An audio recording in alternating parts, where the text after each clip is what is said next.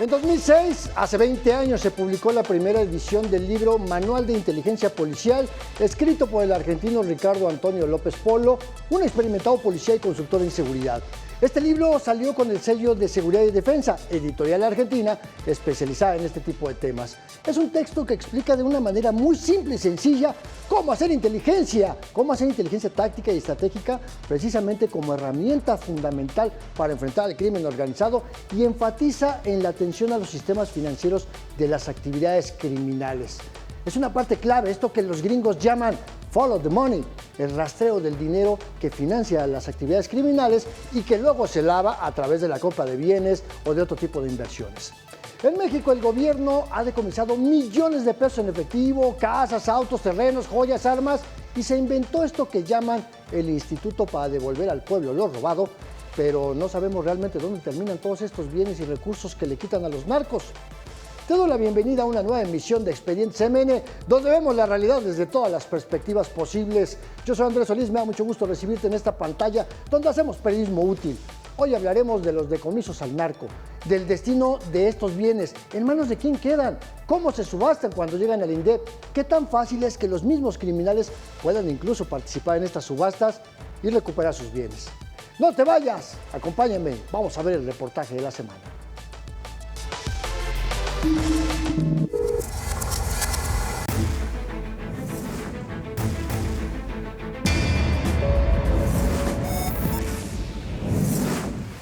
A lo largo de 2 décadas, el Estado mexicano ha decomisado, asegurado y recuperado miles de bienes entre terrenos, casas, autos, joyas, armas y más. Y muchas de ellas terminan en subastas poco transparentes, a precios por debajo de la realidad e inclusive regresan a manos de sus dueños originales.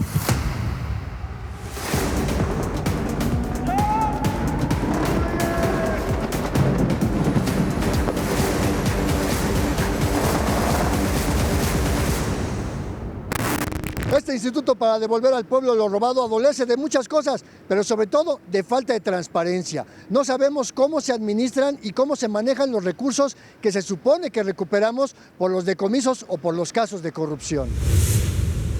Encima, el llamado Instituto para Devolver al Pueblo lo Robado termina no devolviendo nada, porque lo que obtiene por la venta de estos activos es prácticamente lo mismo que nos cuesta mantenerlo. Un ejemplo, en 2024 el Instituto para Devolver al Pueblo lo Robado recuperó 557.2 millones de pesos, luego de subastar bienes asegurados. Pero ese mismo año, este organismo creado por Andrés Manuel López Obrador nos costó 4.075 millones de pesos, 7.3 veces más de lo que supuestamente ganaron en subastas.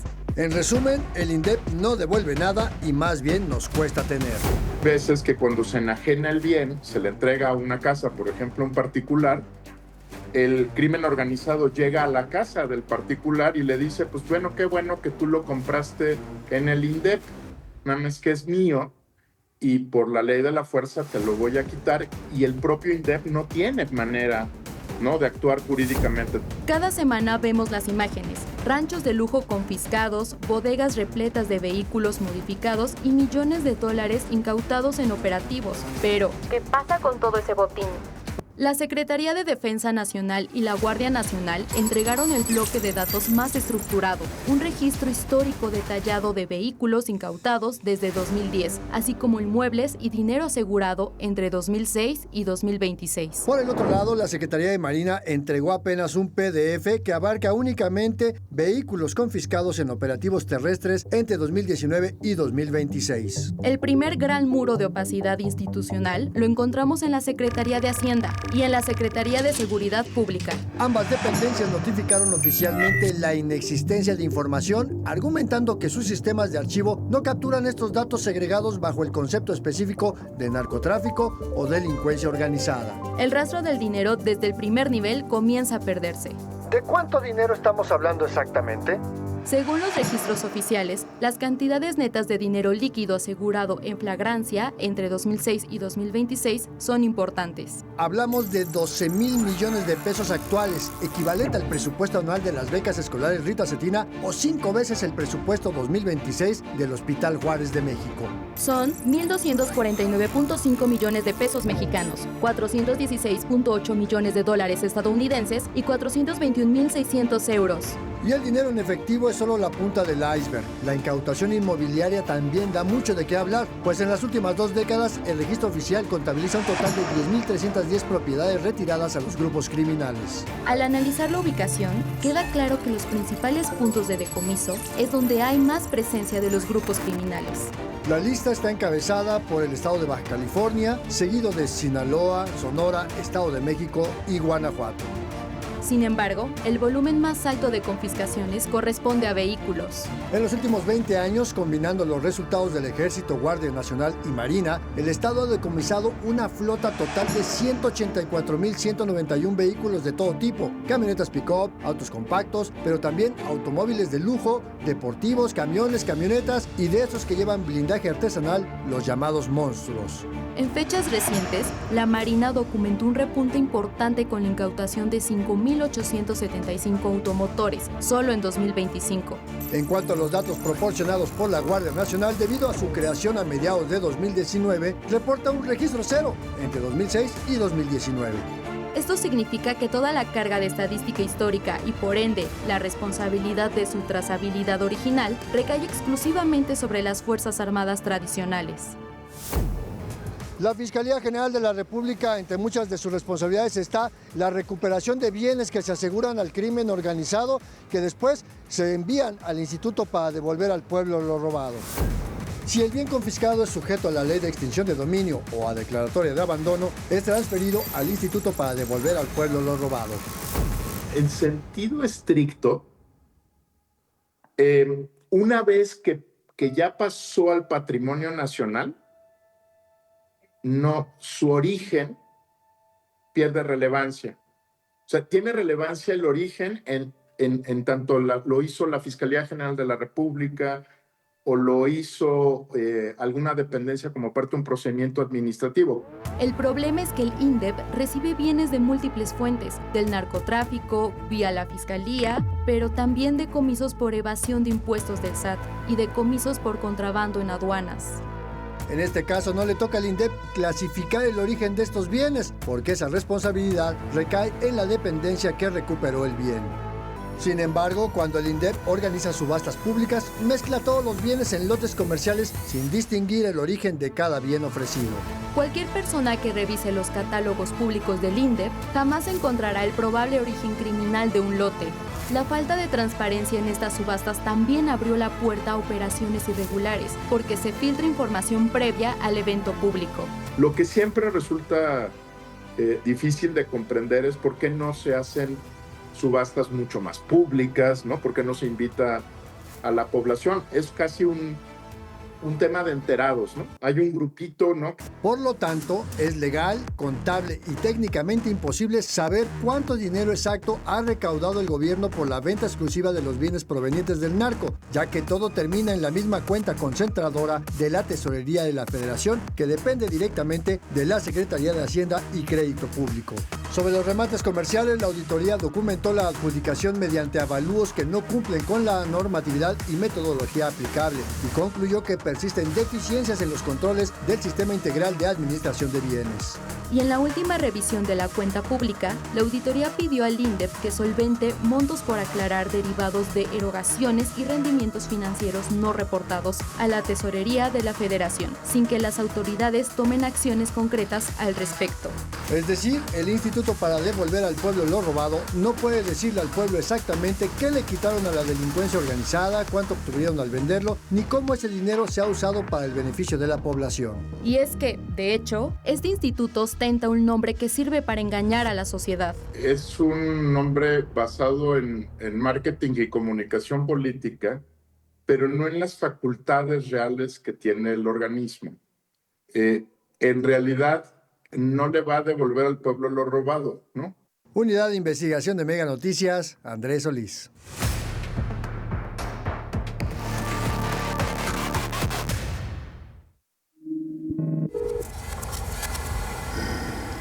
Millones de pesos le quitamos a la delincuencia, pero no sabemos a dónde van, no sabemos en manos de quién terminan, y esta parte de, inclusive los propios criminales pueden participar en las subastas públicas y recuperar sus bienes de buena o de mala manera. Y ya lo veíamos en este especial, uno de los estados donde más bienes se han asegurado de, pues precisamente consecuencia de la alta actividad criminal, pues es Sinaloa. Es Sinaloa, y a mí me da muchísimo gusto enlazarme en vivo y en directo con mi compañero José Ángel Arellanes desde Mega Noticias Culiacán. José Ángel, como siempre, un placer saludarte, te mando un gran abrazo a la hermana República Culiche.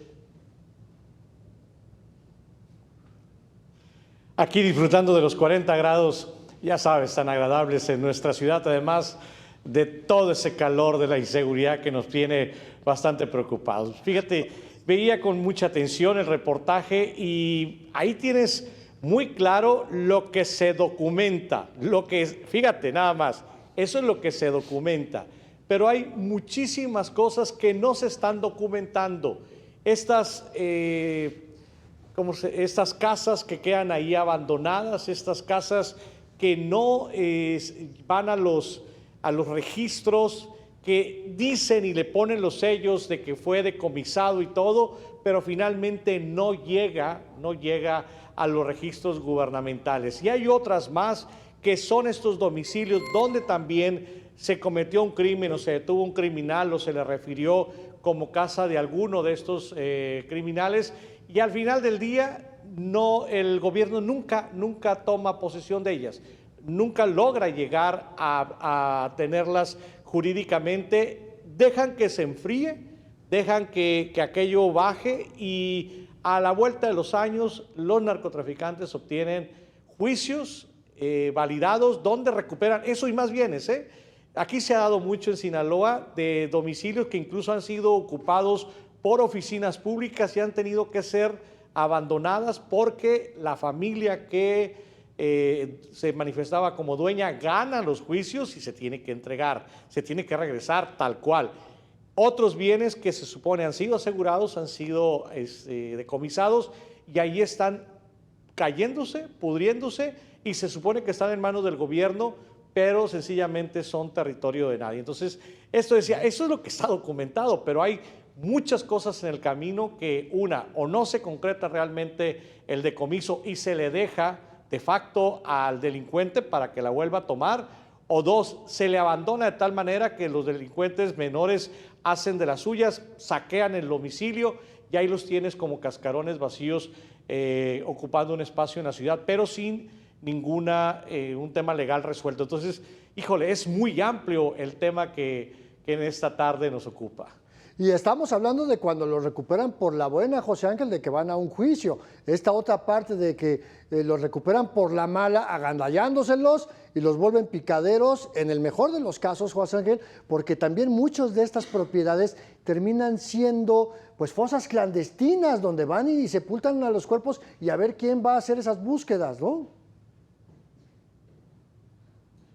Sí, por eso te decía, hay momentos en que estas se quedan en un limbo legal tal que supuestamente las puede ocupar cualquier gente, ¿no? Y no relacionarlo con nadie, porque pues al final ni la autoridad lo reclama, ni el supuesto dueño o dueña lo reclama. Entonces quedan en ese limbo legal, ahí abandonadas, saqueadas, y sí, se vuelven refugio de personas adictas, se vuelven refugio de personas indigentes, se vuelven un foco también de delincuencia común en el lugar, y además o son tomadas por los enemigos como un botín de guerra, pues. Entonces, te digo, hay muchas cosas todavía que quedan en ese limbo legal que no se ha resuelto, que no llegan hasta allá, o otras más que sencillamente gente del gobierno, funcionarios que saben que esas propiedades, que ya fue asesinada la persona que estaba dentro de esa organización criminal, que esas ya quedaron en el peor de los limbos, que es que ya no esté el titular de el de la dueñez, pues van y lo ocupan y generan, y aquí vienen notarios públicos que generan documentos de propiedad que están totalmente fuera de la ley. O sea, hay muchas formas, hay un tema de propiedades que ahí están en la calle, prácticamente para que lo reclame quien sea, y la autoridad no se mete o por miedo o por conveniencia o esperando que un día poder ocuparla de manera ilegal, pero ya sabes, con esos papeles que se ven tan parecidos a los legales, ¿no? Y que pueda haber precisamente esos esquemas de corrupción. Pero a ver, también le apostamos a veces, José Ángel, al olvido, ¿no? A ver, ¿qué pasó con aquel departamento donde hace unos años fue detenido Joaquín Guzmán allá en Mazatlán? Ya nadie se pregunta, nadie sabe qué pasó. O el caso de esta finca donde supuestamente fue asesinado el líder del grupo de Jalisco, allá en Tapalpa, en Jalisco. Tampoco sabemos qué ha pasado. Y en el caso de Sinaloa, pues con esta inercia que empezó hace ya casi 2 años, José Ángel, pues entonces estamos viendo que esta falta de certeza en cuanto a lo que se decomisa, porque hablamos de propiedades, pero también son vehículos, son joyas, son cuentas bancarias. Sí. Se supone que hay una ley de extinción de dominio. La Fiscalía General de la República no tiene ni siquiera la capacidad técnica, jurídica, presupuestal, de personal para poder ir llevando todos estos juicios de extinción de dominio, solo si nos concentramos en Culiacán, en Navolato, que es donde se ha concentrado recientemente la crisis, ¿no? Sí, es que es técnica y jurídicamente casi imposible porque no tienen el personal suficiente, pero también dentro de ese personal hay gente interesada que no se concrete, que se lleve a cabo todo el papeleo, porque insisto, entre más queden en el limbo legal, ese tipo de domicilios son tomados después o son saqueados, ¿sí? Porque también es otra cosa, en muchos de estos lugares es la autoridad ya vestida de civil, y a veces ni tanto, que llegan y saquean todo lo de valor, todo el menaje de valor, todo lo que hay ahí se lo llevan. Entonces ya cuando llegan a tomar el control de esa casa, técnicamente son las puras paredes, ¿eh? Ya no tiene el valor suficiente y ya no vale como para ponerla incluso en subastas y todo eso. La otra, te digo, hay propiedades que todo el mundo dice aquí, es que ponle un nombre, el Señor de los Cielos, ¿no? Y ahí está la casa gigante en un bulevar principal por aquí, pero yo no sé si sea cierto.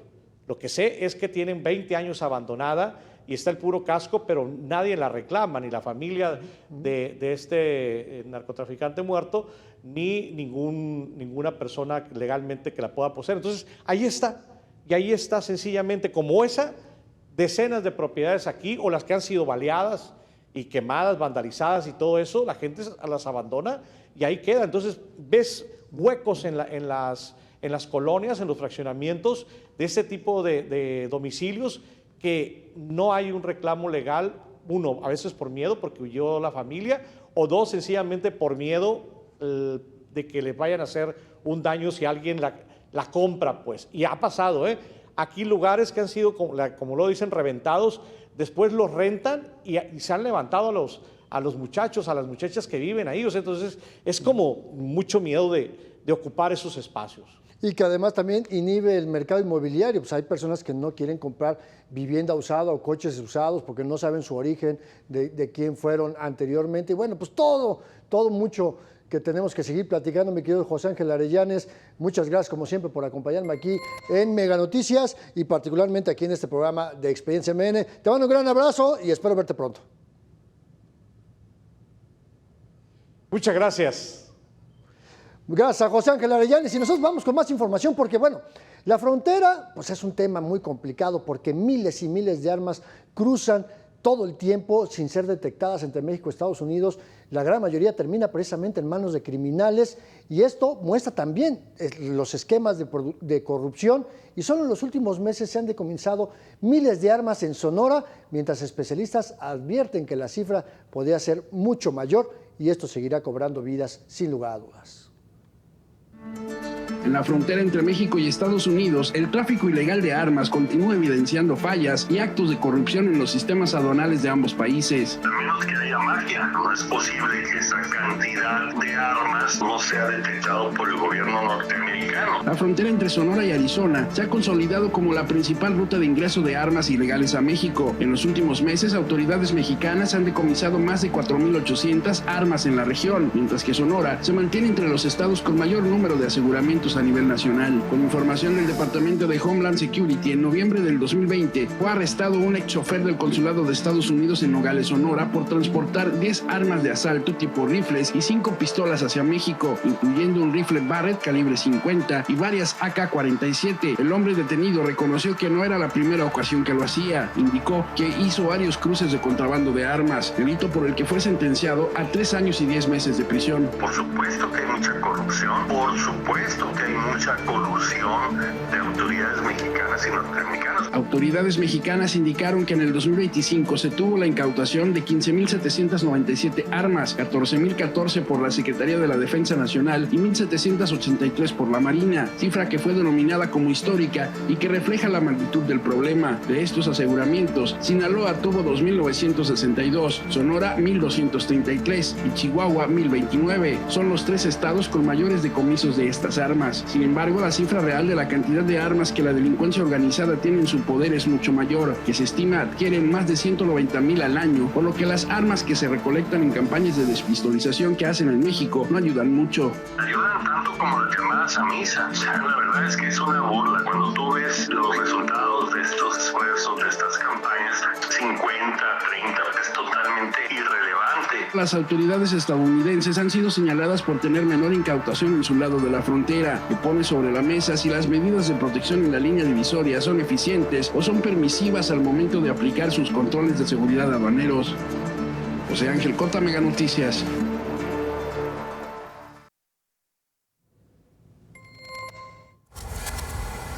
Y cuando la realidad supera la ficción, pero sobre todo la declaración pública, estos son los cuentos 50. Y vamos al número 1. El gobierno federal se inventó eso del Instituto para devolver al pueblo lo robado, con el argumento de devolver a la población lo que recuperaban de los decomisos y los robos al erario público por casos de corrupción. Eso presumen. ¿Pero qué crees? Pues es puro marketing político, porque en realidad este instituto no le devuelve al pueblo nada. Todo lo que obtiene por subastas van directamente a la tesorería, es decir, al presupuesto. ¿Quién decide a dónde va esa lana? La Secretaría de Hacienda. Y entonces, así como lo pueden destinar a programas sociales, también lo pueden mandar a los gastos a los megaproyectos para comprar armas a la Guardia Nacional. Y en resumen, al pueblo no nos devuelven nada. Bueno, vamos a los cuentos 50, número 2. Nos dicen que gracias a este instituto hemos recuperado millones de pesos que le quitamos al crimen organizado y a los políticos corruptos. Eso presumen. ¿Pero qué es lo que crees? Pues lo que nos dicen, lo que no nos dicen es cuánto nos cuesta mantener este famoso INDEP. Te voy a poner un ejemplo.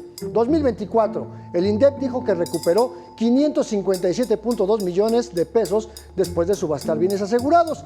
Pero ese mismo año, ese mismo instituto nos costó 4,000 millones de pesos, 7.3 veces más de lo que supuestamente recuperaron para el pueblo. Pues eso es lo que nos devuelven, ¿no? Bueno, vamos rápidamente a un corte. No le cambies, quédate aquí en Mega Noticias. Seguimos con más en Expedientes M.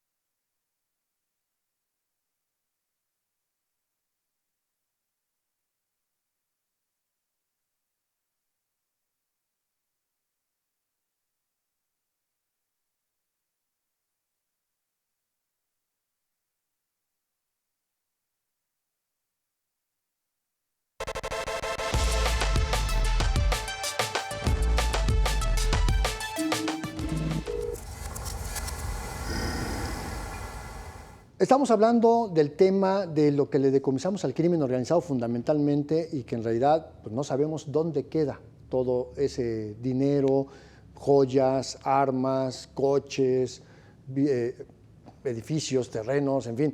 Pero no es solamente que no sepamos el destino, eso es terrible que no sepamos dónde va, porque eso abre la puerta precisamente a casos de corrupción, de que haya cochupo, de que se organicen las subastas, de que las hagan a modo, porque en lugar de que sean subastas públicas, como prometió el anterior presidente, la verdad es que es un tema de cuates.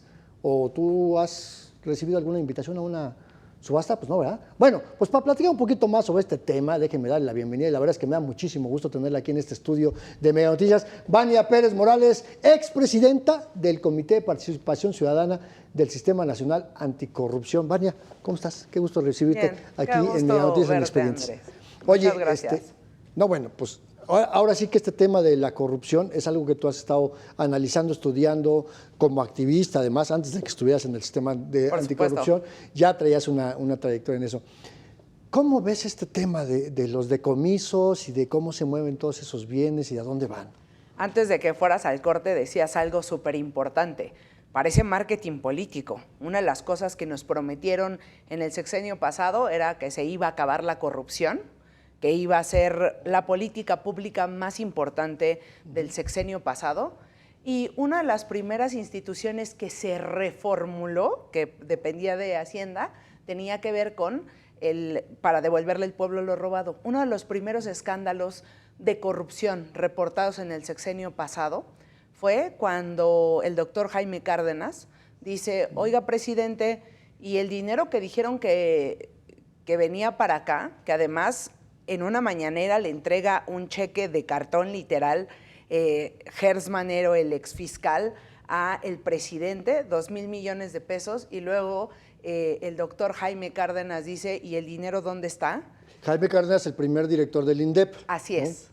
Dice Jaime Cárdenas, el doctor Jaime Cárdenas, el primer director, ¿cuándo va a llegar? ¿Y cuándo va a llegar? Y empieza a poner una presión desde un puesto público donde se esperaba, lo que tú decías, Andrés, que se devolviera al pueblo lo que habían robado o lo que resultara de lo que se decomisaba en drogas, casas, armas, veíamos también, pero el día de hoy no sabemos esas cifras. ¿Qué terminó pasando? El doctor Cárdenas dice, yo me voy, porque aquí no solamente se roban, es para unos amigos, es para unos cuantos, y por cierto, el dinero nunca llegó mientras él estaba de la fiscalía.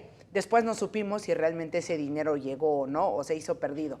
Pero un segundo momento ahora, cuando tenemos, se supone, los más grandes decomisos de la historia, y nos enteremos más por lo que publica la DEA en su portal o lo que eventualmente en los boletines tenemos. Dice la DEA que se recuperaron entre 2024 y 2025 solo en una incautación al cártel de Sinaloa 11 millones de dólares. Y ese dinero, ¿a dónde se fue? Fue producto de un acuerdo, la recuperación de activos se dio, lo incautó Estados Unidos y luego México. El día de hoy no tenemos transparencia sobre lo que ocurre con esto y además no solamente nos brinda más opacidad, sino entonces nos da un sentido inverso a lo que se buscaba con esta institución. Claro, que además un tema que es importante decirle a nuestra audiencia, todo lo que le llega al INDEP se lo mandan de diferentes lugares. Se lo pudo mandar la Fiscalía General de la República, pero también la Secretaría de Hacienda, ¿no? De lo que recupera en multas por no pago de impuestos, pero también lo que se decomisa en las aduanas. Y entonces el INDEP recibe todo eso y no le importa quién se lo manda. Lo subastan igual. Y entonces aquí hay otro tema de opacidad en toda la trazabilidad de estos bienes que vamos recuperando. Yo le he dado seguimiento por muchos temas que tienen que ver con la recuperación de activos. Y un tema muy importante es que si ustedes se meten a la página del INDEP, no puedes ver qué subastas hay. Antes te podías meter incluso a ver joyas, a ver los lotes de joyas, de coches, de casas, para poderlas adquirir en las famosas subastas y te podías inscribir. El día de hoy no es público. Y entonces, como le decías a tu auditorio, oigan, ¿y a ustedes, a alguien lo han invitado? ¿Saben cómo? Y entonces no solamente no sabemos cuánto dinero es, a dónde va, dónde se subasta, sino no sabemos si realmente ese dinero está regresando a la federación. En principio era para las víctimas de los delitos, para las personas. El día de hoy no sabemos qué está pasando con este dinero. No, y bueno, nos dijeron que era para víctimas de delitos, nos dijeron que era para las vacunas contra COVID, ¿te acuerdas? También nos dijeron que iba a ir para las escuelas, para construir clínicas. Y otro tema, Vania, es, a ver, no sabemos de dónde viene, no sabemos a dónde va, pero el intermedio, porque hay un estacionamiento, seguramente tú lo conoces, que está en la esquina de Reforma y Avenida Morelos en el centro de la Ciudad de México. Allá hay por lo menos 80 vehículos de alta gama, muchos blindados, ahí se están pudriendo. O sea, tampoco les damos mantenimiento. Y quiere subastar algo que se está echando a perder. Pero otra, ¿quién paga ese almacenamiento de todos estos bienes? Te pongo este estacionamiento como ejemplo, pero ¿dónde almacenamos todos estos bienes? Porque el gobierno no tiene esa capacidad y tiene que contratar ese servicio. Ese tema es bien interesante y es una de las cosas que me doy cuenta que no hay conocimiento en la función pública, en el servicio público. Esos automóviles pueden ser solicitados por las dependencias, acreditando el uso que le quieren dar, ¿no?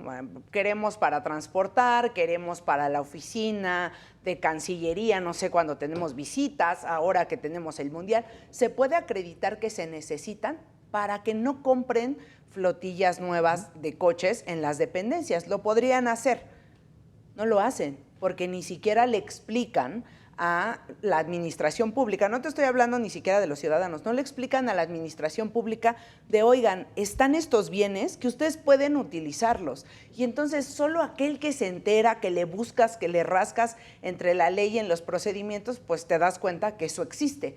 Y a veces me ha tocado escuchar de algunas dependencias, porque cuando yo me enteré hace unos años sobre esto, empecé a preguntar, oigan, ¿y ustedes han ido a recuperar algún bien? Sí, te mandan a recuperar los tenemos estacionados en Nuevo León y mandan a los servidores públicos por ellos. Pero ¿es solo el que se entera o será solo para los cuates?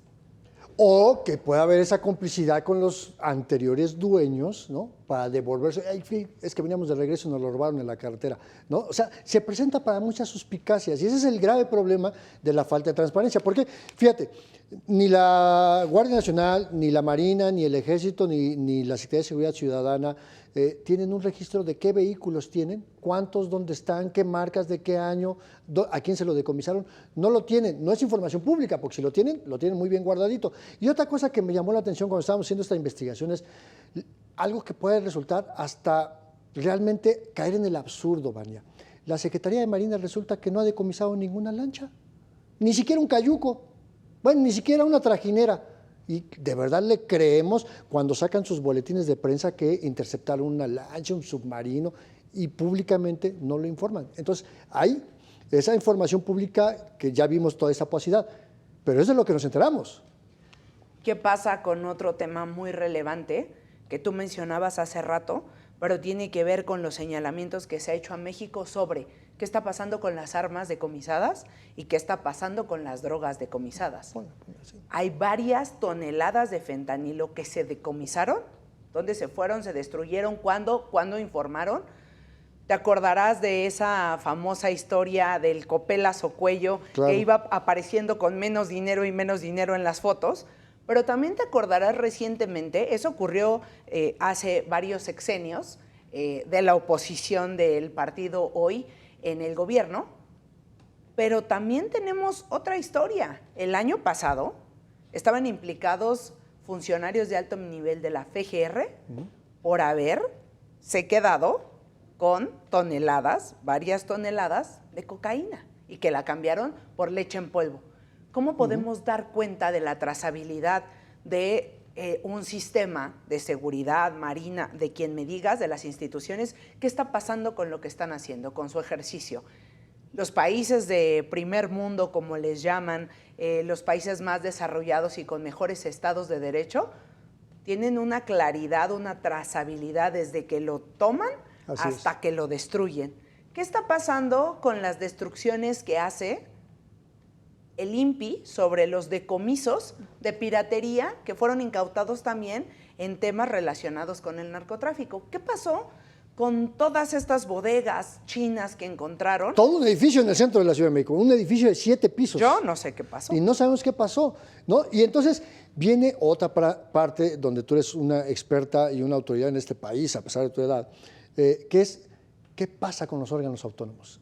Desincorporaron completamente el INAI, fracturaron totalmente el Sistema Nacional Anticorrupción, y entonces tampoco tenemos como ciudadanía estas alternativas para poderle reclamar al Estado mexicano, municipal, estatal, federal, todos están involucrados, ejecutivo, legislativo, judicial, en estas cosas, porque todo esto que se lo decomisan, que le quitan supuestamente a los criminales, pues ya no sabemos a dónde va a ir.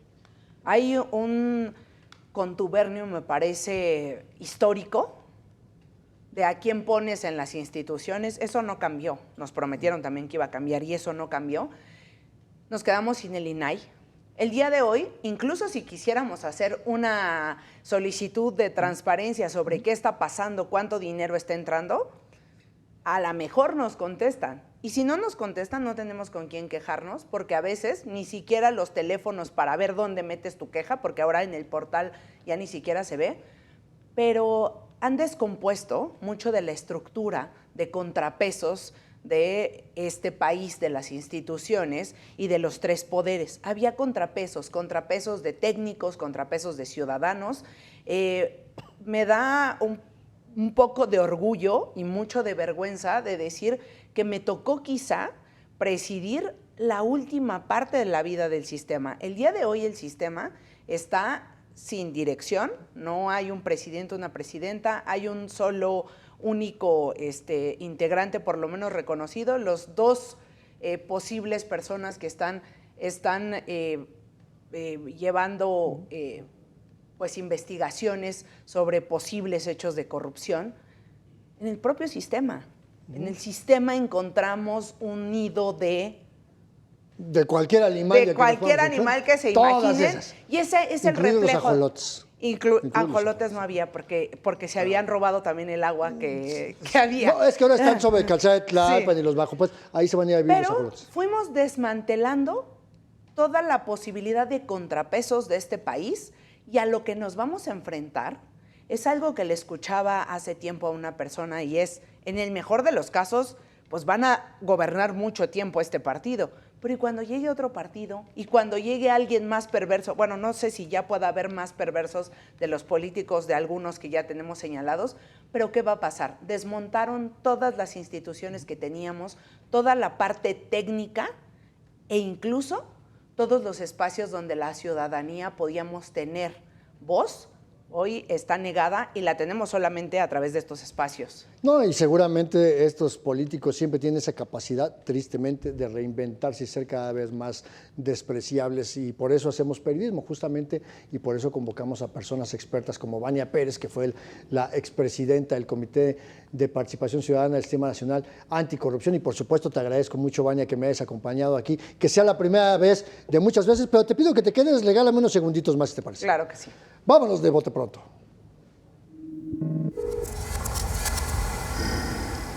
La dinámica de esta sección, Vania, es muy sencilla. La sección se llama de bote pronto, pero la verdad es que aquí nos gusta decir que jugamos al diccionario invertido. Es decir, yo te voy a plantear una idea para que tú puedas resumirla en 1 o 2 palabras. ¿Te parece? Pues me late. Vamos entonces a la primera pregunta. En una palabra, Vania, ¿cómo defines la transparencia en México? Escasa, por no decir que ya no existe. Muy bien. Vamos a la número 2. Igual, en una palabra, ¿cómo describes esto que se llama el Instituto para Devolver al Pueblo lo Robado? Marketing político. Marketing político, no hay más. Vamos a la número 3. Política pública de desaparecer los órganos autónomos como el INAI. Dejar sin voz a los ciudadanos y violar constantemente derechos humanos. El derecho a la verdad está desaparecido en México. Totalmente. Violación a los derechos de acceso a la información, además. Vamos a la número 4.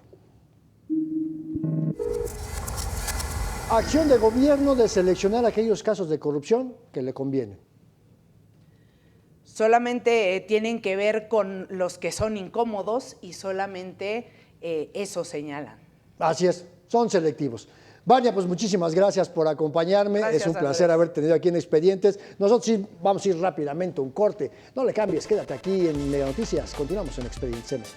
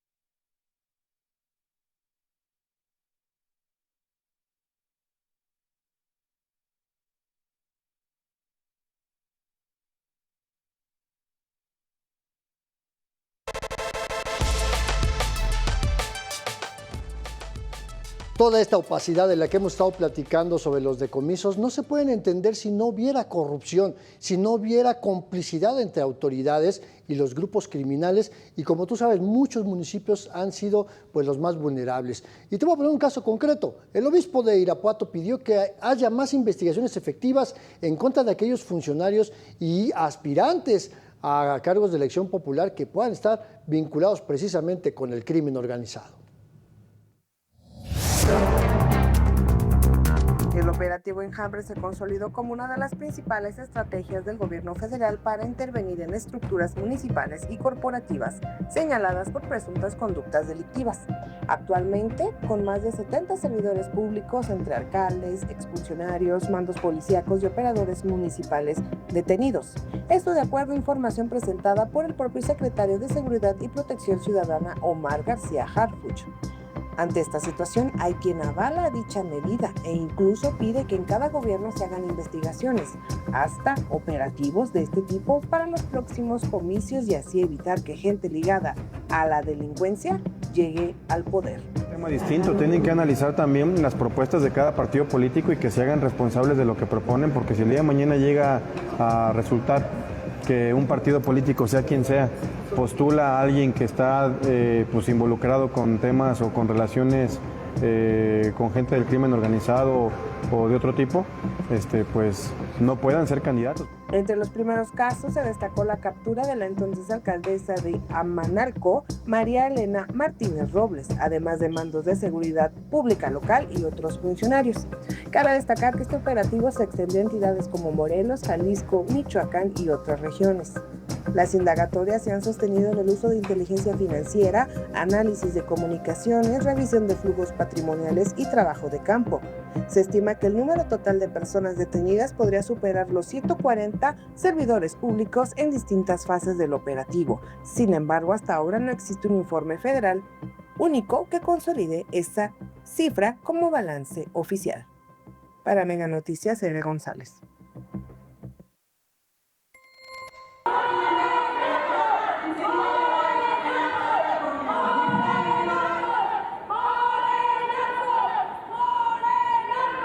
Esto pasó en el Congreso de la Unión, ahí en el Palacio Legislativo de San Lázaro, estos primeros días del mes de junio. Se colocaron estas mantas en el Pleno de la Cámara de Diputados con imágenes de morenistas y las acusaciones de tener vínculos con el crimen organizado, lo que claro provocó gritos, reclamos, confrontaciones, mentadas de madre y todo lo que es ya casi normal en el Congreso de la Unión. Sobre esto, el coordinador parlamentario de Morena, Ricardo Monreal, rechazó estas conductas.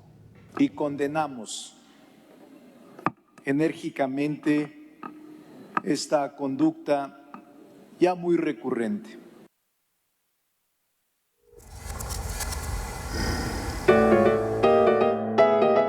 Y cuando una imagen dice más que 1000 palabras, vamos al cartón de la semana. Estamos viendo el cartón del Monero Guardado, un colega colaborador que trabaja en el medio Crítica Digital en Nayarit. Y aquí está, mire, despensas de narcos. No se me vayan a morir de hambre antes de matarlos a balazos. Es parte de esta realidad de cómo de repente el crimen organizado ya no tiene, pues ya empacho en pues en condicionar la vida social de las personas, y pues ahí es donde sacan todo el dinero y los beneficios. Así, gracias al Monero Guardado, que se reportó enfermo, hombre, no pudo estar en este programa, pero bueno, le agradecemos el cartón y le mandamos un abrazo.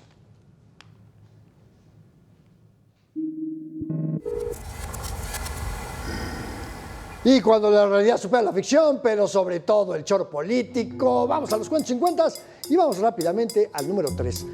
Todo lo que le decomisan al crimen organizado debe formar parte de una investigación y le corresponde a la Fiscalía General de la República y al Poder Judicial declarar esto que llaman extinción de dominio o la apropiación del Estado de todo lo que se asegura, y de ahí van pues, al Instituto para devolver al pueblo lo robado. Bueno, así debería de funcionar. Pero ¿cuál es la realidad? El problema es que este INDEP recibe bienes de todos lados, lo que le decomisan al narco, lo que se decomisan a aduanas, lo que se recupera por impuestos no pagados. En fin, en este caso al INDEP no le toca clasificar todo esto de estos bienes, cuál es su origen, porque esa responsabilidad recae en la dependencia que recuperó el bien, y entonces al INDEP le dice, pues nos lavamos las manos, así de fácil. Bueno, vamos a los cuentos 50, número 4. El INDEP recibe, ya te decía yo, los bienes y después los pone a subasta, y pues ya te decía también, todo lo que se recupera se va al presupuesto, así es como funciona hasta ahora. Pero, ¿qué crees? El problema es que estas subastas, como te decíamos hace un momento, se supone que son públicas y abiertas. Esto significa que hasta los propios criminales pueden pujar por los bienes que les quitaron, así de fácil, y lo peor es que los pueden recuperar a la mala, ¿no? Decir, ¿sabes qué? Qué bueno que compraste esta casa que es mía, pero me la vas a tener que entregar. Y cuando esto pasa, al gobierno ya no le importa quién recuperó el bien, quién se lo quedó, quién lo compró. No hay seguimiento de lo que pasa con los bienes que le quitamos al crimen organizado, y esto abre otra ventana a la violencia y a la corrupción. Bueno, así las cosas en este país. Nosotros terminamos Expediente CMN, pero como siempre, nos vamos con una breve reflexión.